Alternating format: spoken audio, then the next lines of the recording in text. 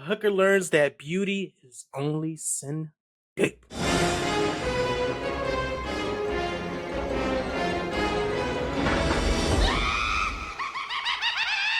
Tales from the Crypt. Today we're going to talk about episode 4 from Tales from the Crypt, season 1, Only Sin Deep, which premiered on June 14th, 1989. It was starring Leah Thompson from Back to the Future and Howard the Duck. It also starred Britt Leach from Weird Science, The Great Outdoors, and Silent Night, Deadly Night. And it starred Brett Cullen from Joker, Ghost Rider, and The Replacements. This episode was directed by Howard Duke from Some Kind of Wonderful, Pretty in Pink, and The Great Outdoors. The episode was also written by Fred Decker and Stephen Dodd. So yeah, let's just go straight into the plot of this episode. It's time for another nasty little terror tale from my Crowley collection.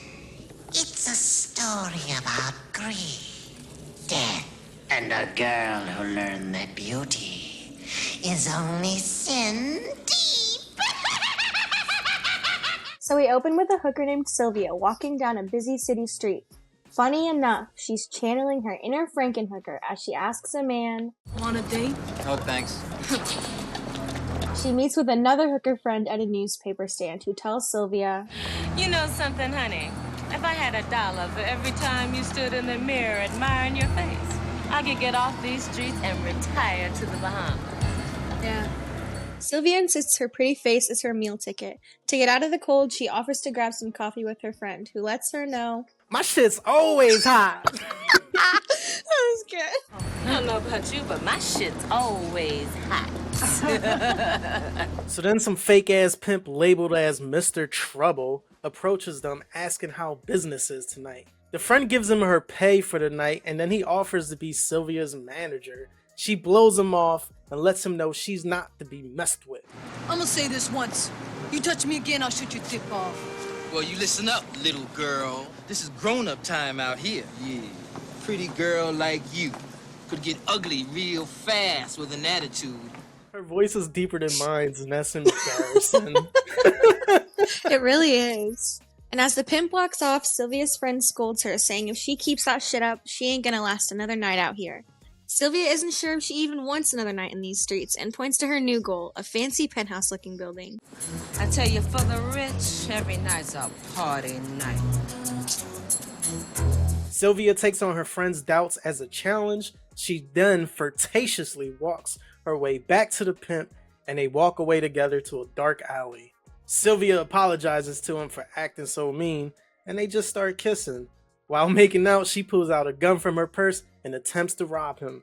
The pimp is still talking a lot of shit until she points the gun at his manhood and he gives up his jewelry with no hesitation. Oh, no, baby, not the watch, please. What is this? Let's make a fucking deal. Give me the watch.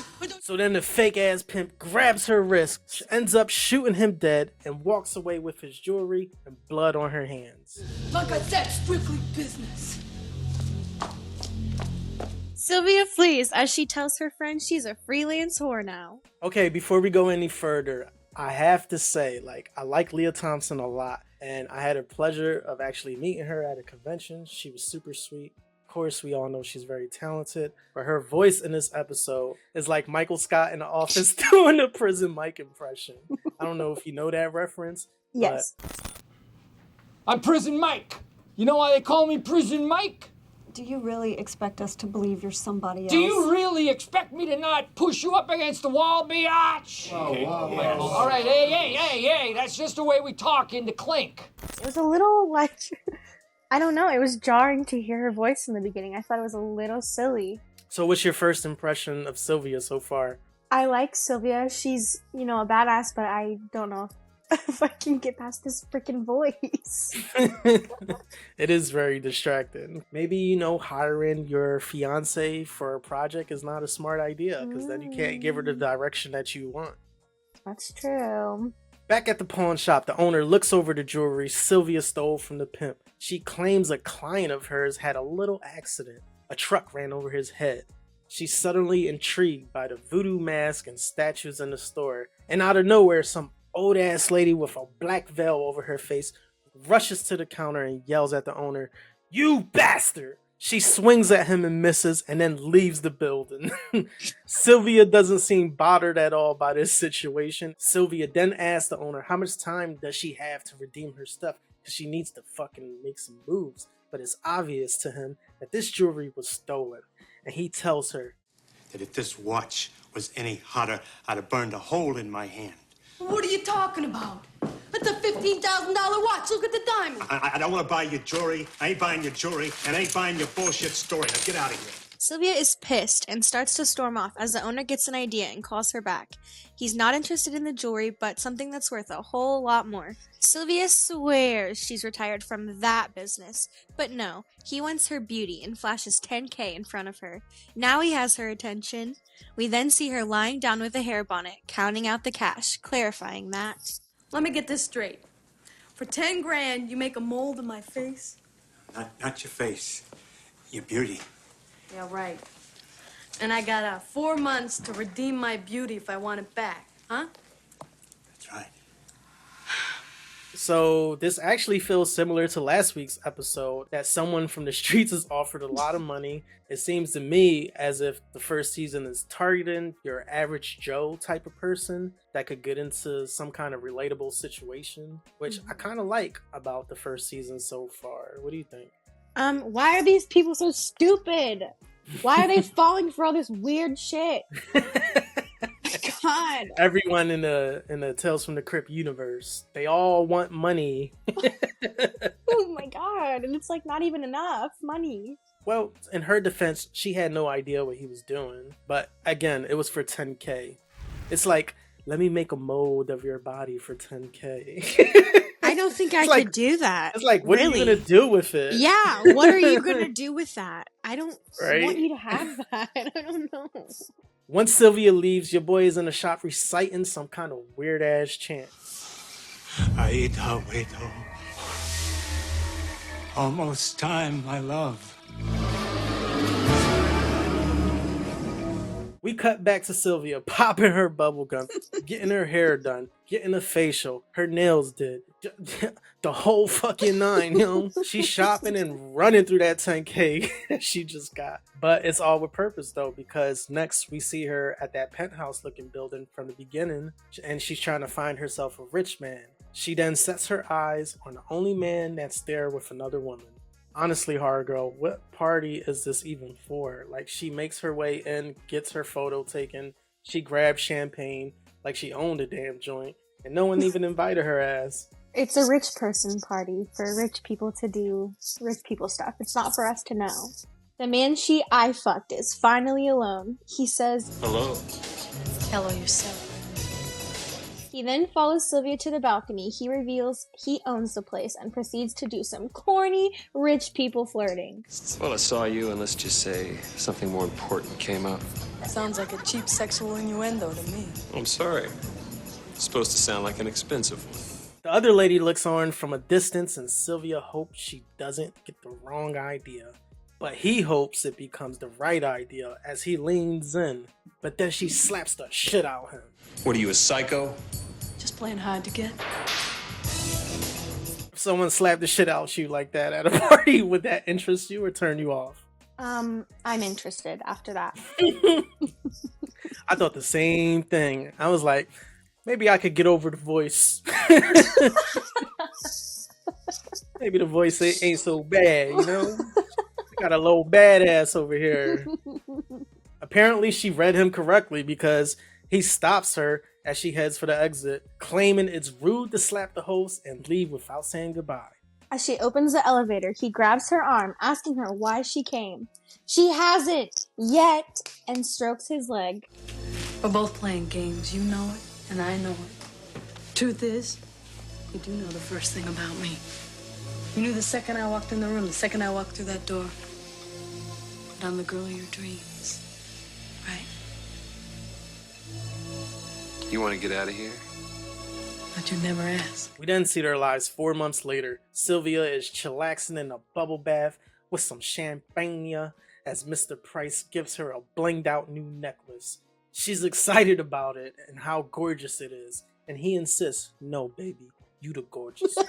This guy is definitely sprung. A satisfied Sylvia turns to a mirror and is fucking shocked by some lines and wrinkles she got on her face. But she doesn't look any different to me. We cut to Sylvia and Price making love while he's oohing and eyeing. She's just staring at her face, wondering why she's looking older. This man thinks he's doing his thing, but she doesn't even care. So the next morning, he's packing for a business trip and he'll be gone for a few days. Sylvia isn't paying no mind to anything he's doing while she's sorting through makeup to fix her eye. So she's insecure, and before he leaves, she turns off the lights to kiss him goodbye. Come on, zit face. Give me a kiss goodbye. Handling this completely normally, we next see Sylvia in the doctor's office wearing a dramatic black veil to cover her face. The doctor reveals it's not cancerous or a pituitary disorder.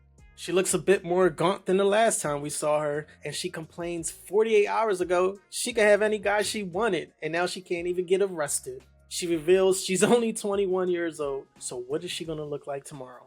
The doctor said she's aging at an accelerated rate, and to think back when she might have come into contact with a toxic material. She tunes him out as she remembers, the deal she made 4 months ago with a pawn shop owner who paid $10,000 to have her beauty for 4 months. She frantically runs back to the shop and gives the owner back his $10,000 with interest. You didn't look at this too careful, did you? I told you the time limit was 4 months. 4 months from this date is the 4th. Today's the 5th. Son of a bitch. A desperate Sylvia asks how much more he wants to fix her face, but he's firm that she missed the deadline. She says, "I know, I missed the fucking deadline," and pulls a gun on him. He gives her the new price of $100,000 and she whisks away to avoid the police officer who just walked in. Sylvia rummages through the penthouse to find goods that equate to $100,000. She's breaking some things in the process, and it's bad timing because Mr. Price walks in. He doesn't even recognize Sylvia at this point, and he asks her, What's going on? Who are you? Hey, just don't move. I'm calling the police. Sylvia pulls out a gun and shoots him down with no hesitation, like 20 times. Who are you? Don't you recognize me, lover? I'm the girl of your dreams.